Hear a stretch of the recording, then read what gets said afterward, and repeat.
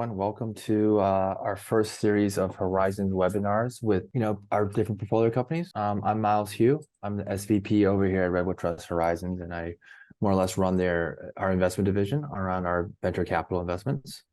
Just a quick background on Horizon, just so everyone in the audience knows what we do.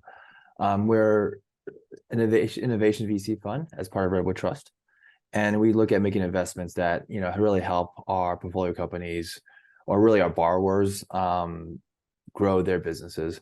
And we focus on real estate tech, and we look for two things, with our startups. One is, how can we help our sponsors create more operating efficiency in their business through technology and or increased NOI for their business. So today we have Jeff Koch, who is the CEO of Aerwave. He's a prime example of one of our portfolio companies, and his company really focuses on NOI creation and growth. So Jeff, why don't I, let you do an introduction of yourself, and we can talk a little bit about Aerwave and what you guys do. Yeah, absolutely. I appreciate the time, and thank you everyone for joining today. Miles and I got acquainted as he is one of our strategic partners in helping drive forward the value of Aerwave to the market. Aerwave, started back in 2019 and was founded under this principle of solving a challenge, the challenge of connectivity in primarily the multifamily space, but in general, the built environment. And so, we're a powerful whole property connectivity backbone for real estate. And with that, we create this unified network that goes and solves the connectivity challenge for owners and operators, and for residents to have a solution that they have internet throughout the entire building, no matter what they're doing, all the way across the board. And so I'm going to just share some slides here as well that kind of showcase this to y'all from a perspective of what we are as a unified company.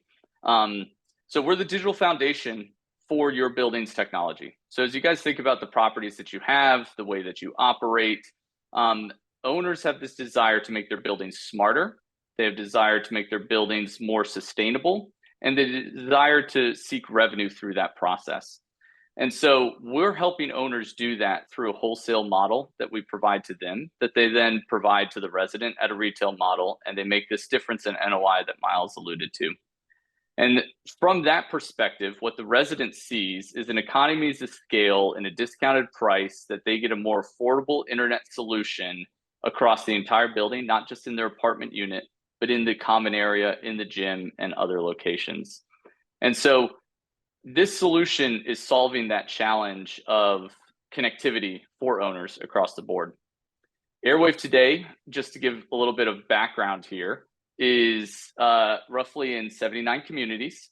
We're in over 26,000 units and 23 markets across the US. And so if any of your portfolios are in these areas, we'd love to touch base post this. But that's a short footprint on Aerwave and who we are and what we're doing. Today, we're going to kind of talk more about the innovation of the space and where things are going.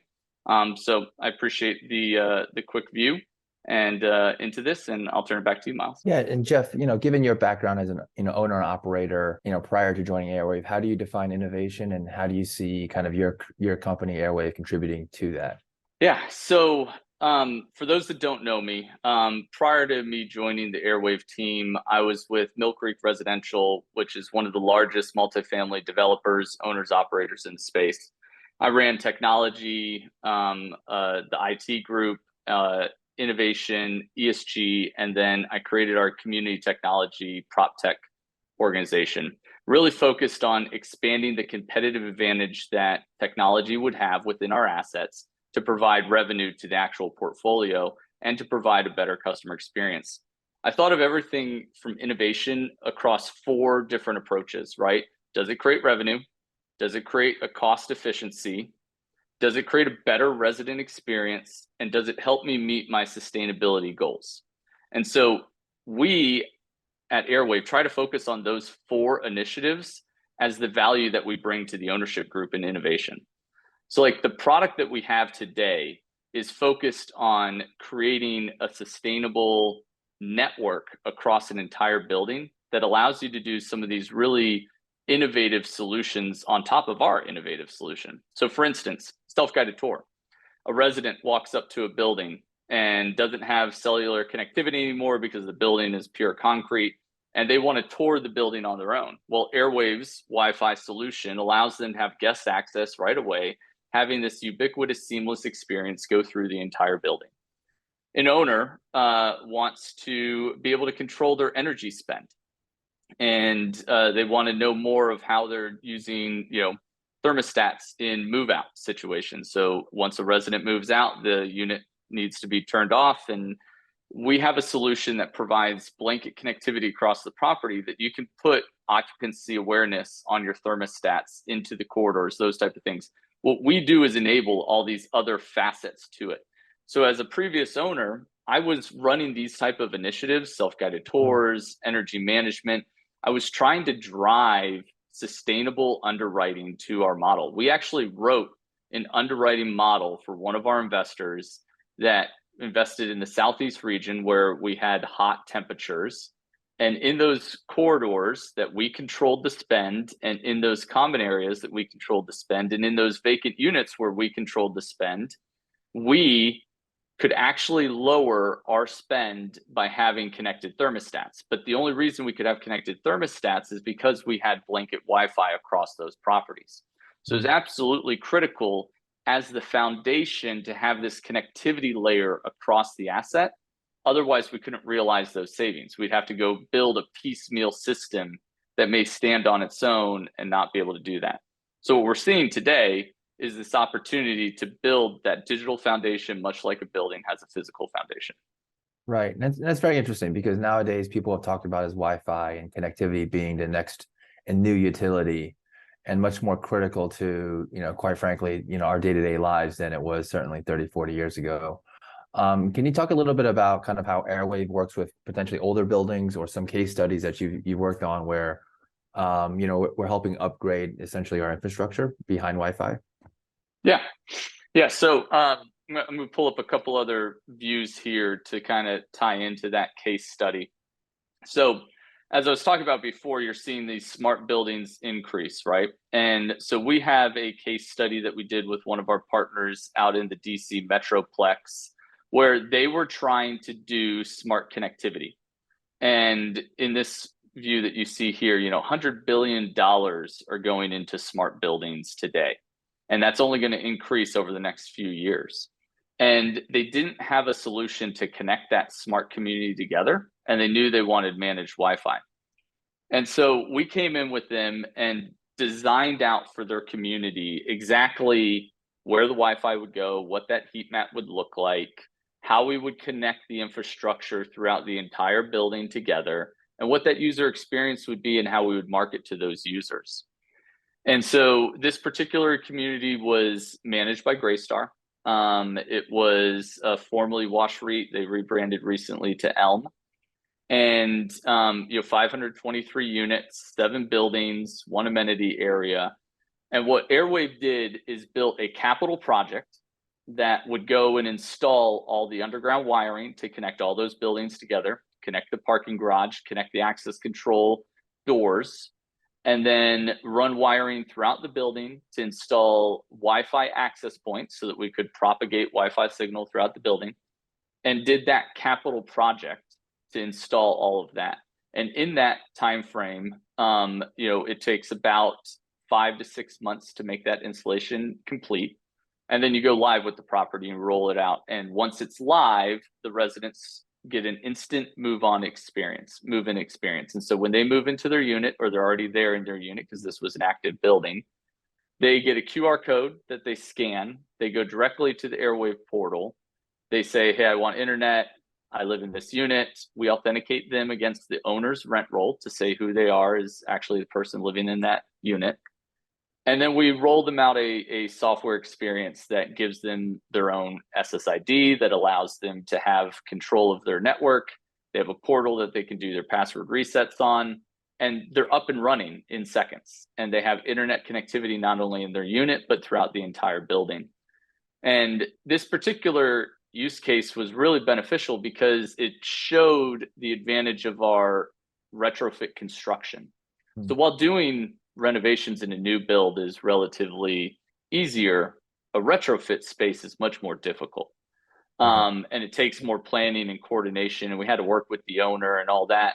Well, they came back and said this was the best executed in-unit capital project completed to date, Wow. which I think was a testament to the great teams we have and the level of communication we take with the ownership group.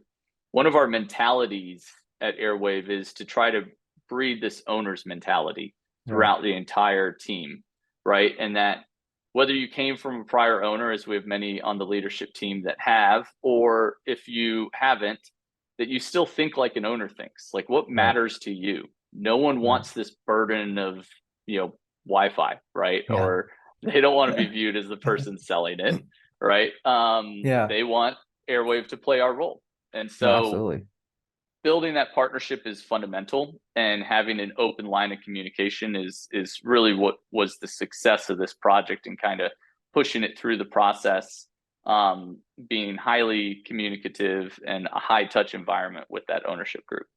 Yeah, and I have to, give you a shout out. Actually, a couple hours ago, I was on the phone with Avalon Bay, one of your other customers, and they had really great things to say about the experience, and they're very happy with the current projects that are already onboarded. Can you talk a little bit more about kind of the installation process, what an owner can expect? The example you showed looks like a large garden style apartment. I imagine it wasn't all up and running day one. Yeah. Can you talk a little bit about kind of that process and potentially disruptions to tenants and or maintenance staff that might need a help or whatever as you construct? Yeah. So it first starts with a really good design. So during the proposal phase, we work with the owner to really understand how they want to roll this out, like what matters to them in building that design. Once we have that design built and architected, from there, it's the project kickoff. And so we meet with the customer right after contract signatures are done and we've negotiated an agreement on what it's going to cost and how long it's going to take, all those things. The typical installation length is about 6 months. Sometimes it can be quicker, but sometimes it's faster. The longest lead pole in that tent is the circuit order. So what we do in the installation is we lease a circuit line from a wholesale circuit provider in the market. We bring that line into the main telecom room of that property. We take it from there and then distribute it to every floor if it's a mid-rise, high-rise, or every building if it's a garden style. Once it's distributed to each of those buildings or floors, then we distribute it there to the final unit, controlling that entire network experience. Everything from that building or floor backwards is less disruptive to the resident because it's exterior of their home. But the second you get to that in-unit Right. deployment, you can be in their rooms, right, in their Right. homes. And so like scheduling that and planning that, we understand is a burden. And so it's part of it is just scheduling and coordinating with each of those different residents to make sure that they'll be available that day, that we have access as needed, that if we need access into their closet, that it's cleaned out. Like there's logistics that have to happen along this Right. way. Right. But that's a basic architecture that happens. Okay. What we do is in the very first month of the installation, we're finalizing the project plan with the ownership group, talking through what that's going to look like. We're ordering all the material. We then ship all the material to our warehouse where we stage it. That staging allows us to expedite any of the installation process. Then that material gets sent to the site and our teams go and install it. What differentiates us in the market versus anyone else is the Airwave project management team, right? It's always going to be a W-2 employee that's on site leading that team and the project manager architecting the overall project. The actual workers, the tech workers, the field workers, those may be W-2 employees. Those may be outsourced partnerships that are local to the area. But what we're doing is making sure we're governing that process really strongly and communicating it to the leasing staff, to the on-site staff at that property, so they understand what the impact is. And we really try to be a partner in that from that. But there's physical walls that have to be cut, patched, painted. You dig underground. There's repairs that have to happen from that side. So the installation side is tough, but in 6 months it's over, right?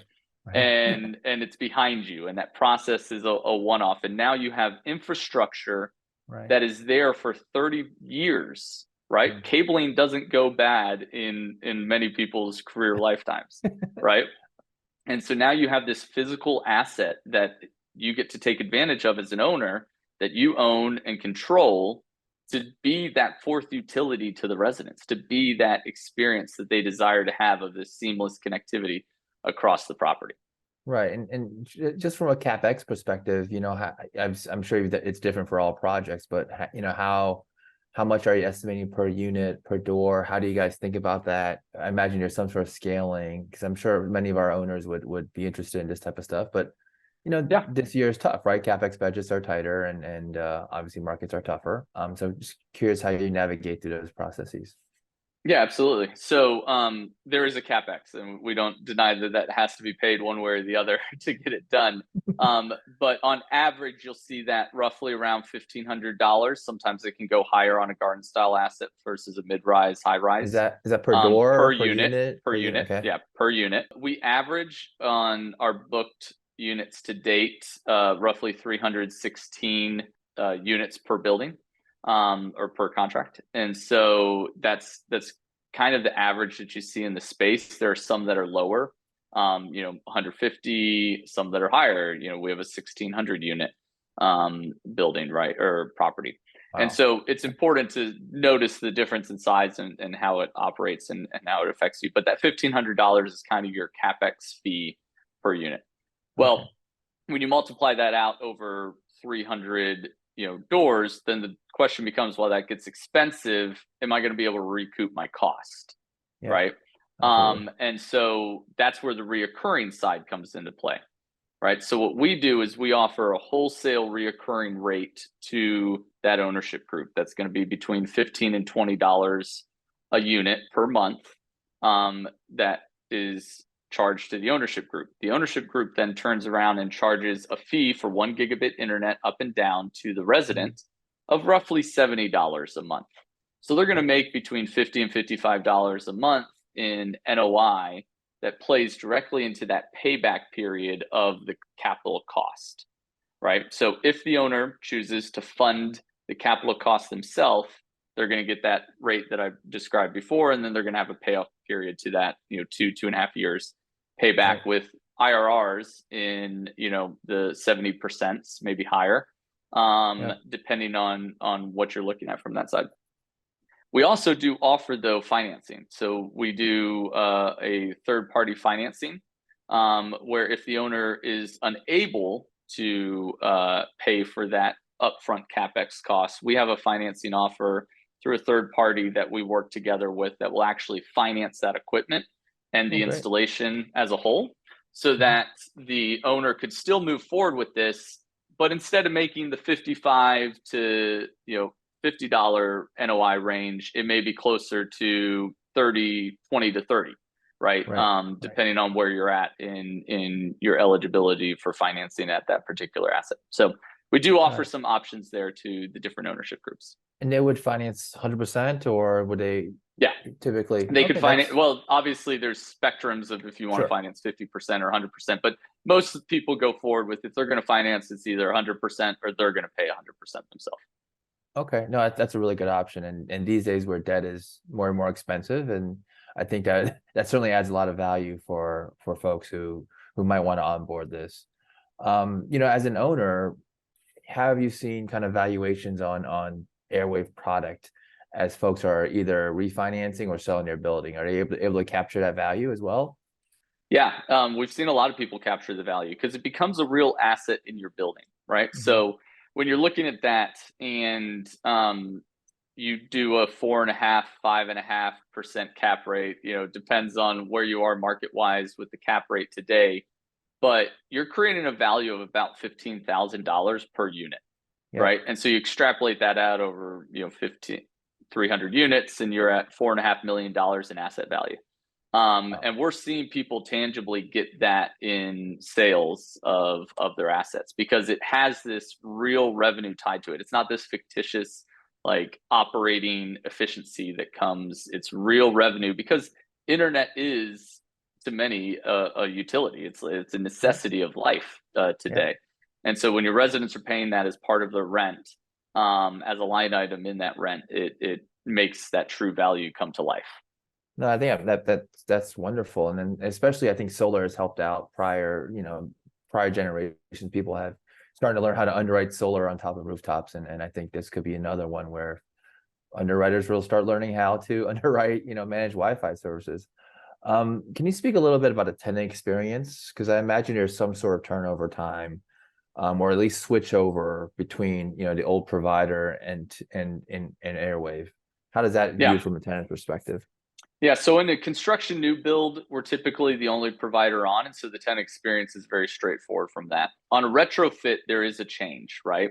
Mhm. And it all comes down to the type of contracts that are existing at that building. So one of the things we always ask our customers to do on a retrofit is make sure they've done their diligence on what their contracts say as it relates to termination and renewals and time frame, et cetera, so we know who the other incumbent providers are in that building.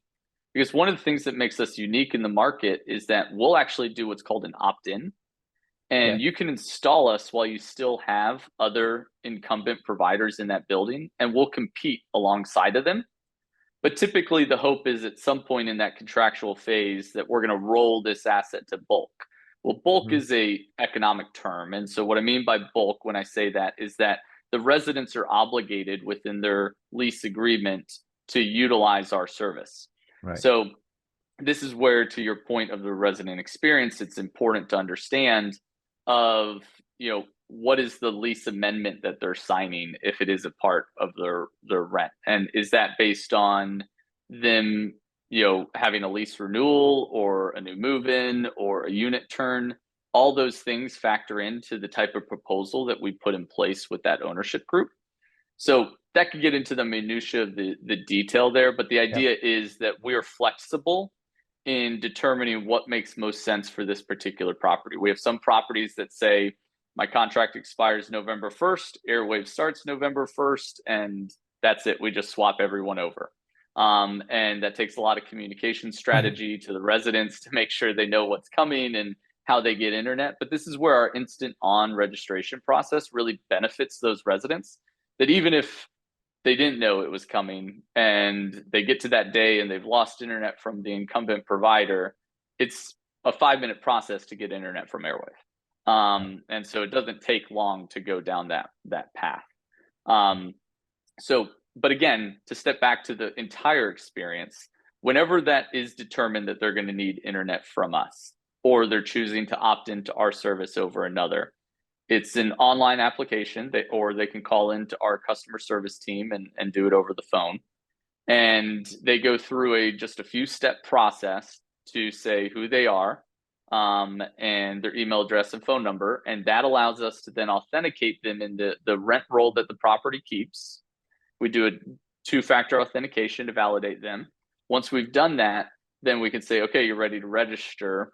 And we turn on their internet. They now have access to that, and they can roam about the building with connectivity. So that's fundamental to that experience for them. Then, if they Yeah. have any issues or they want to reset their password, they have their own portal that they can go do that. All of the customer service comes to us. While a resident may go downstairs and say, hey, I can't get my TV connected or something like that, that we train the leasing staff on how to handle those type of requests. And we have frequently asked questions that they can provide them and send them back to our team to actually handle that resident, right? We don't want the property to be viewed as the Wi-Fi provider and the person to answer all their questions, right? We want that to be our team. White glove Right. service. Right. No, absolutely. And that's definitely important because especially, given how many people work from home nowadays and how critical Wi-Fi is, not just to your entertainment, but your day-to-day jobs. One thing you mentioned earlier, you talked about new builds, in terms of kind of that process, where do you want to fit in? A lot of the folks that are listening today are developers, and I'm sure they have ongoing projects. When do you like to start kind of being part of that design phase? And kind of where do you kind of see yourself step in to the process? Yeah. So because of our background coming from the ownership side and the development side, obviously the earlier the better. Like if we can get involved in schematic designs, what that helps is the developer build a better product up front. So knowing that you need conduit between these locations, knowing that you need to be planning for a drop for a Wi-Fi access point on the exterior of the building at this point, or that you need to think about the dog park or your trash compactor that's in a separate building that may need connectivity because it's a smart trash compactor, right? Like thinking through the logic of like how the building needs to operate and what that experience is going to be. We want to get in earlier in that process. Now we can also come in really late in that process. In the end, as long as we get in and are able to do an installation, we can do that. But obviously it's simpler when we're helping design where the cable runs need to be, how the backbone needs to be built, and the conduit paths. So those type of things help developers a lot earlier. So those projects are a lot longer lead time. So like, Sure. sometimes it takes 2.5 years to build a building. Yeah. And so we're there along that path to make sure that our pieces are done throughout that stage. Got it. And is there some sort of savings if you're, starting earlier as part of the build process, at least on the cost I side? mean, yeah, from the cost side is that you're signing an agreement earlier in the process that kind of locks you in, no matter what happens to inflation or happens to our rising costs over that contract length. Especially when we're going live, right? So the way that we propose new builds is that your cost per unit, let's say it's $18.50, right? Right. Well, that $18.50 of your 5-year agreement starts upon first moving. And so you basically get like a little protection for a year and a half or whatever the time frame is of when we started the build out. So that's an advantage to the ownership groups as well, from that perspective. Got it. And you, I think you mentioned earlier, you're roughly thinking about $1,500 per unit for a retrofit. What would that look like for a new build? New build varies a little bit in how sophisticated an owner wants to go and what all they want to do. So that varies. Now, also new build varies in the fact that we may not be doing the cabling. So this is a big thing on new build proposals is understanding, are we doing the cabling, or do you already have a low voltage sub that's going to do your cabling throughout the building, and therefore our bid is going to be much lower than 1,500. Maybe it's going to be 800, right? And so those type of things play into the discussions up front of like, what is our scope versus what is someone else's scope. Right. We're another contractor to this job. We'd love to be viewed as kind of your technical general contractor, right? And helping architect like what this technology looks like. But we could be as simple as we're going to come plug and play our Wi-Fi system afterwards after we've done some cable certifications and get you up and running. But your low voltage sub put everything out there and did all that, right? Or So your you electrician if you're a merchant build. Yeah. Yeah. So you basically work with them closely to figure out exactly where you have to reconfigure some of their initial plans for your routers and the budget. wiring. Yeah, so this is a big piece of it. I remember when we did budgeting in our pre-construction group in my prior days as an owner, is that they put a big line item in for low voltage, and not all of it was specified. And so as Airwave comes in to create this proposal, one of the best things we can do is understand, well, what is your budget for low voltage? Yeah. Because there's a bunch of work there that we don't need to then scope into our proposal because you're already budgeting it for it here, or we're going to eat some of that budget in this, or whatever you scope there is too high and bring us in and we'll do it at X rate. So there's some differences that come into accord there. Got it. So you're in many ways, you're an additional subcontractor as part of the, the design phase. That's really interesting. And from the tenant's experience, because at the end of the day, it's they're the ones paying rent. Are their speeds similar to what they'd expect with a traditional provider, a Spectrum or a Comcast, whomever somebody typically uses? How does that performance compare versus what they're typically used to seeing as they're moving in? Yeah, it's actually higher than most of the incumbents, because most of the incumbents are still on an older technology, right? And that's why we're coming in is to upgrade that and move people to faster speeds. Now, if the incumbent was upgrading the network, they'd be of similar, right? So gigabit internet up and down is kind of the new standard in the industry.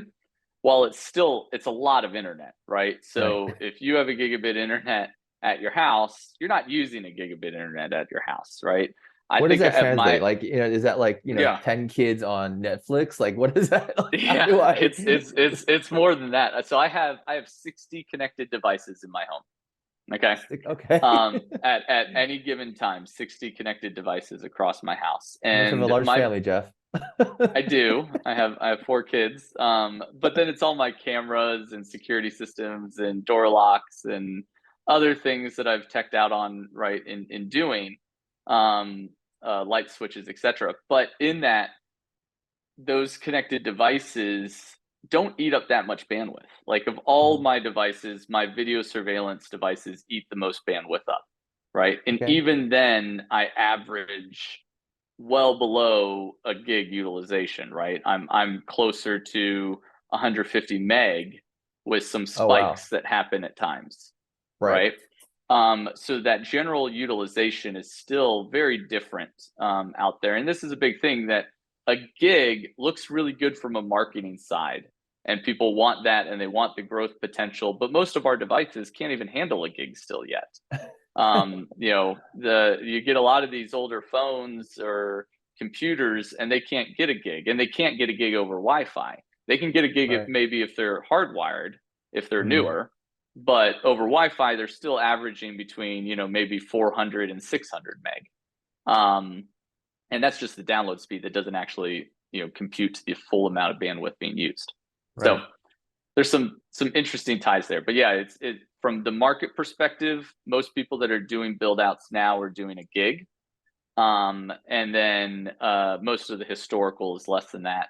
We believe that broadband connectivity is necessary in all the buildings across the US. People need access to high speed internet because of what it provides to them. It provides an easier way of life. Right. It provides working remote as a possibility. It provides them just being able to connect with their family wherever they're at over FaceTime or Google Teams, or whatever it may be. So there's a lot of reasons why having this in place is fundamental. But we also Yep. believe in the path of affordability. So if you just look at our gigabit internet at $70 or $65 or whatever the owner prices it at, is still lower than the incumbent's gigabit internet, because they then charge you for a router fee. They Yep. charge you for taxes and use fees. And so Yep. that price that they have adds up, Yeah. 15, $20 on top from all these extra hidden fees. We have no hidden fees. This is Right. just, it is what it is. This is the flat line cost that you get. Yeah. And I think that's very important, especially nowadays. I mean, you know, one, obviously the hidden fees are being come after by the current administration. I think that's Yeah, not a secret, and eventually absolutely. they get after, they'll eventually get after network providers at some point. The other one that's that I've seen a lot, especially as I walk buildings and kind of work with other startups, we're seeing common areas become co-working spaces now. Absolutely. Yeah. Whether that's by the pool or if you have a roof deck, you on any point in the time in a day, you can see up to a dozen people in there on their computers doing Zooms and whatnot. And it's kind of our viewpoint that if you're not upgrading your technology in your building, you're going to be left behind. And quite frankly, a lot of these high quality tenants will choose to go elsewhere. And I think that's kind of something that we're seeing from, quite frankly, a lot of startups that we're talking to. If you want Class A tenants, then you have to offer Class A amenities. And quite frankly, the first thing people check when they walk into a building nowadays is how's my connectivity, because it's so important, especially in Los Angeles and some of these creator economies. Um, It's huge. I mean, we're talking with one of the large owner institutions that many of you may work with, and talking about their commercial office space today, and the mm, fact that they have a lot of unused, unleased space, and what to do with it. And the main theme that comes in is co-working, right? yeah, Like, well, can we turn this into co-working spaces? And then we talk to other multifamily owners that are like, hey, let's turn these common area spaces into more co-working type spaces. We're going to go get these quiet rooms and put these in, or we're going to just have a coffee shop set up, or something along those lines. And that connectivity becomes really important. So knowing that with the ownership group, we then like to look at density. We like to Mhm. understand, okay, well, how many people do we think is going to be in this general area at any given time? Because it may require a different design to the build out, to make sure it's capable of handling that type of traffic.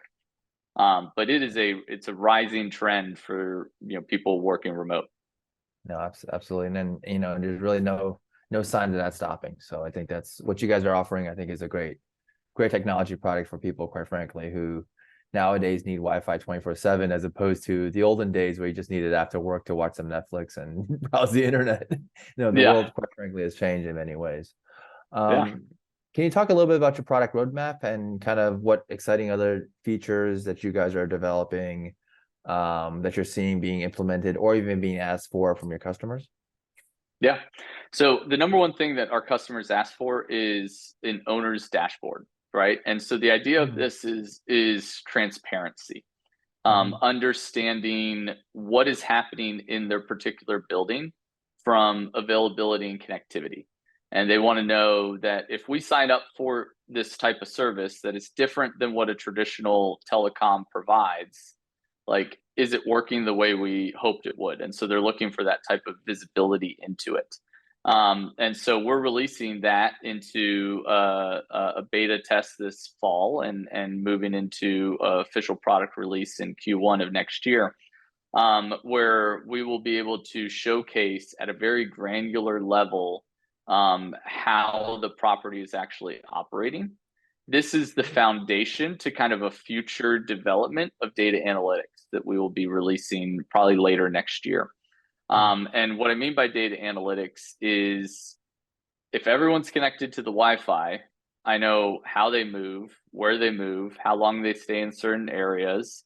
There's other metrics that come into that as well.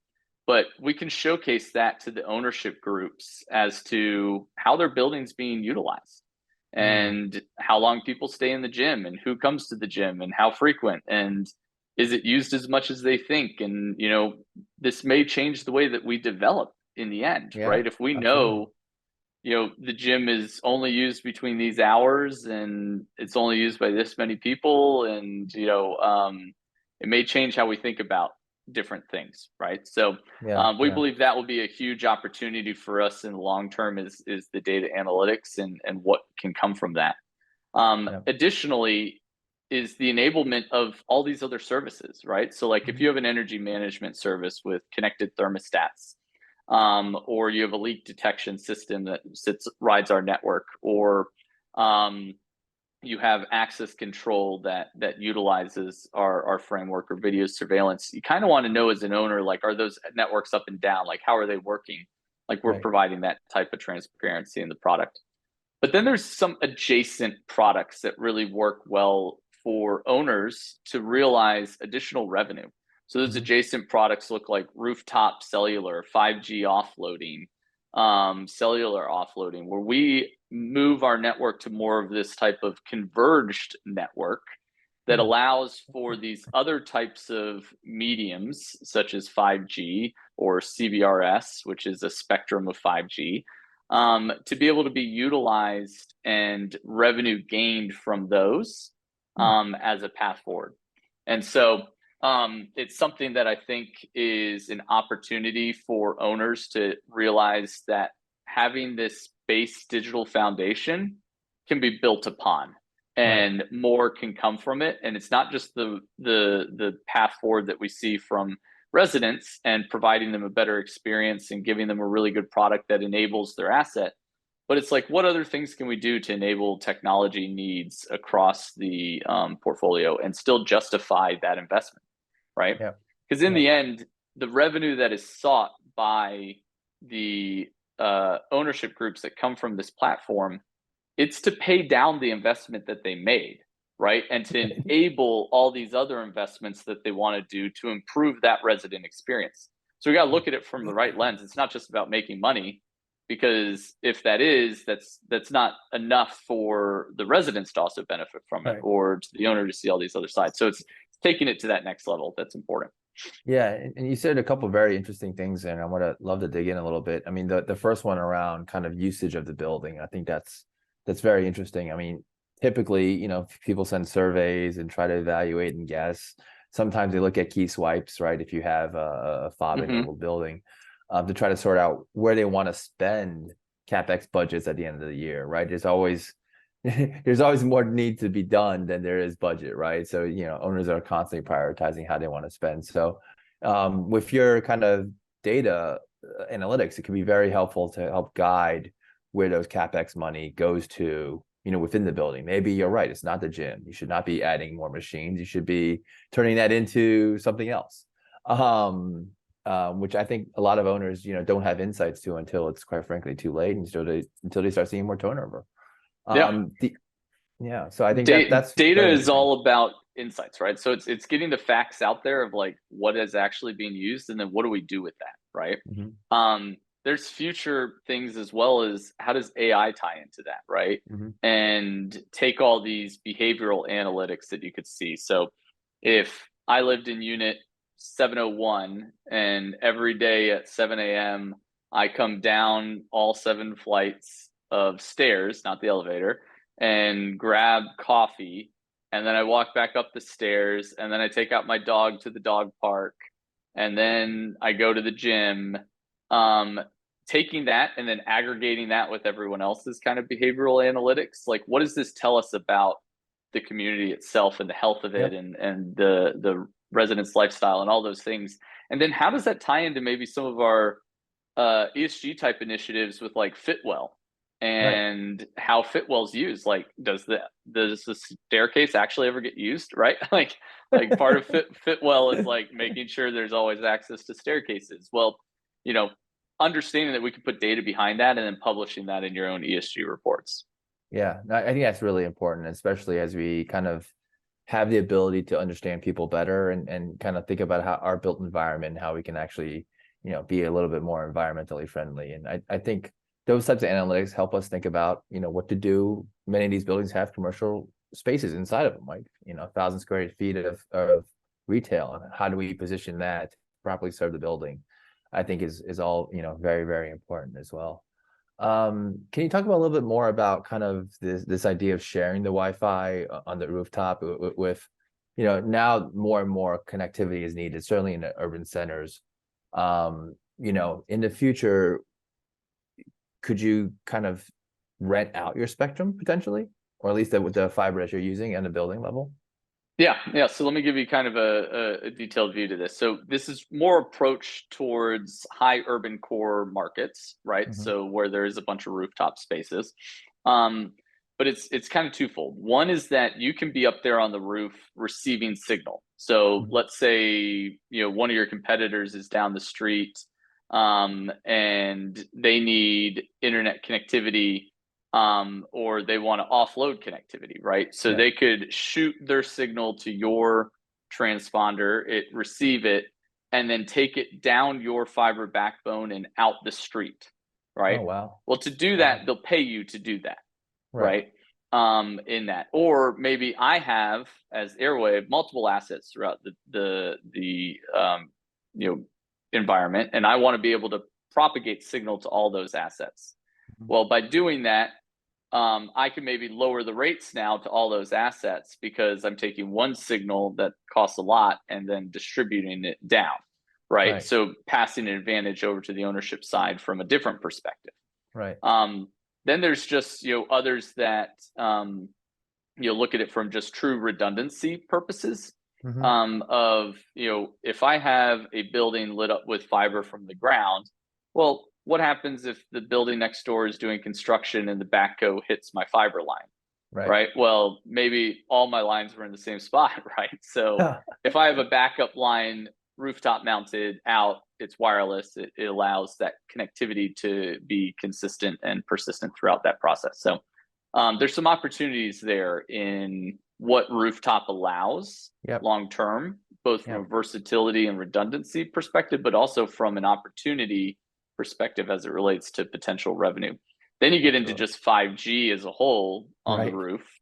Right. Of if your building's in the right location, 5G is a very point to point solution. It needs line Hmm. of sight.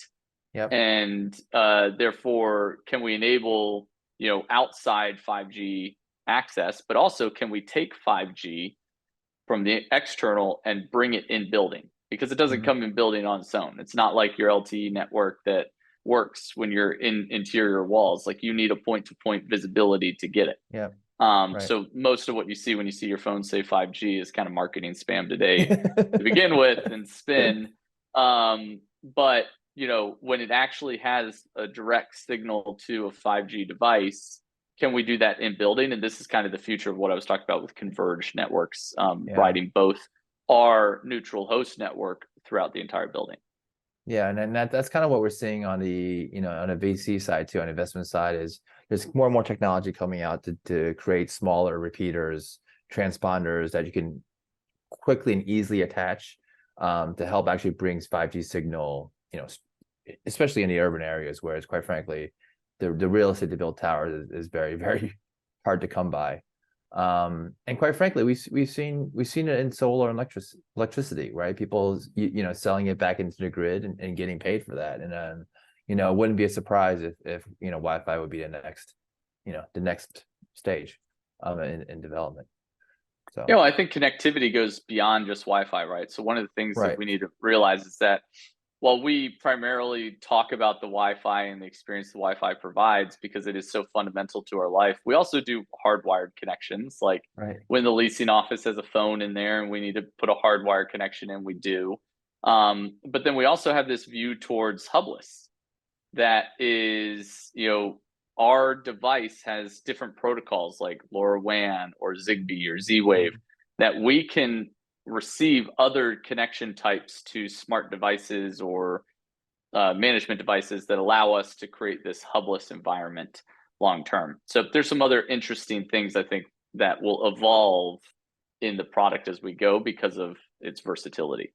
Okay. No, great, great. Well, we've been talking long enough. I just want to, give the audience a chance for any sort of questions or Q&A. Feel free to text it or message it in the Q&A button, and we'll be happy to address those items. But in the interim, how do you see your company growing? Any challenges? What are you excited about? Tell us a little bit about what, the future of Airwave. Yeah, I mean, what we're most excited about is that we've seen tremendous growth over the last year. We've grown 118% as a company, and I think one of the things that attributes to that is the incredible clients that we have, right? And that we have taken this portfolio strategy of taking a client and diving in with them. It's why you see us in these 17 states and 23 markets, is that we go where the client is to provide them, a repeatable type of business solution at each one of these buildings that they have.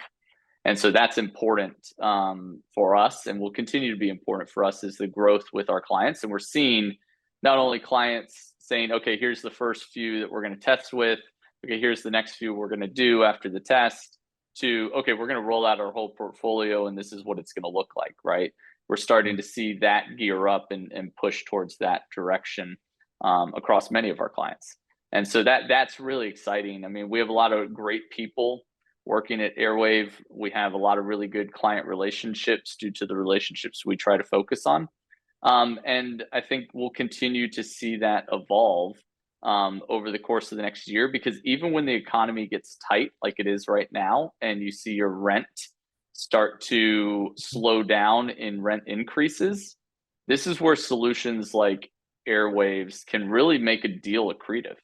I remember during COVID, when I was on the other side of the ownership side, that when we were putting in new deals in new dev and trying to get them approved, the thing that pushed us over in the IRR returns that we needed to see was managed Wi-Fi, right? Was the idea that there were returns tied to this that were going to make it a benefit to us, right? And so taking that direction can really make a deal more accretive as well. So thinking about it through a different lens, because there is real dollars tied to this. No, absolutely, absolutely. And it creates a win-win, especially if you have good, large customers that are willing to take you to the rest of their portfolio, right? And I think that's what we've seen, at least, as I've been following, the progress of your company, is it's a lot of repeat customers and with different buildings and different MSAs, and they they like what they see clearly, and otherwise they wouldn't be coming back, right? So Yeah, I think it's critical. no, that's great. That's great. And I encourage, our listeners to reach out to myself or to Jeff, and offline you're happy to, follow up, and we can tell you more about Airwave if you want to learn more. Jeff, any closing thoughts? Yeah, I'd love to just close on kind of the future of the space. I think you're seeing a lot of movement right now that's tying towards climate tech, decarbonization of real estate, the automation of artificial intelligence, like these trends that are coming up in the industry as it relates to prop tech. And I think Airwave complements and plays in these spaces really well. And those are the conversations I want to make sure we have with various entities to help educate what that looks like and how we can help them accomplish those missions. Like in my prior role running ESG and actually creating the department at Mill Creek, I published 2 ESG reports that are public knowledge. Even though we're a private company, I felt like it was important to make it public. And in those, we talk a lot about how the property technology ties into these sustainability efforts that allowed us to meet the demands of our investment partners, but also to actually have true sustainable realization to lower cost and operating efficiencies that came from that. That it wasn't just about the fluff of ESG, but the actual benefit to the bottom dollar of it too, and to meeting these overall objectives. And so there's some interesting things there that I think will be really helpful for the organizations to look at as we think about the future of technology. Very good. Very good. Well, this definitely gives us a lot to think about, Jeff. Really appreciate your time here. I really appreciate you sharing kind of Airwave and the journey and the customer experience. I think it was a great learning for myself, and I hope it was valuable for you as well. Absolutely. Well, I really appreciate the time. Thank you for spending it with me today. And if anyone wants to follow up, please feel free to reach out. All right. Thank you, Jeff. All right. Take care. Bye. Bye.